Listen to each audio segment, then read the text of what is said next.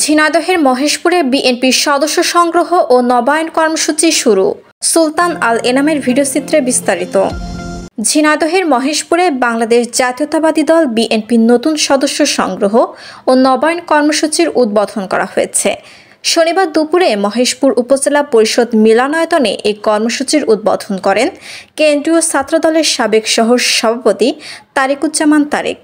অনুষ্ঠানে জেলা বিএনপির সাধারণ সম্পাদক জাহিদুজ্জামান মনা, সাংগঠনিক সম্পাদক সাজেদুর রহমান পপ্পু, যুগ্ম সাধারণ সম্পাদক এম শাহজাহান আলী, মহেশপুর উপজেলা বিএনপির সভাপতি মেহেদী হাসান রনি ও সাধারণ সম্পাদক দবির উদ্দিন বিশ্বাস সহ স্থানীয় নেতৃবৃন্দ বক্তব্য রাখেন। তারা দলকে শক্তিশালী করতে তৃণমূল পর্যায়ে এই কর্মসূচির গুরুত্ব তুলে ধরেন। আলোচনা সভা শেষে আনুষ্ঠানিকভাবে সদস্য নবায়ন ও নতুন সদস্য সংগ্রহ কার্যক্রম শুরু হয়। নেতারা জানান, আগামী ৫ সেপ্টেম্বর পর্যন্ত এই কর্মসূচি চলবে।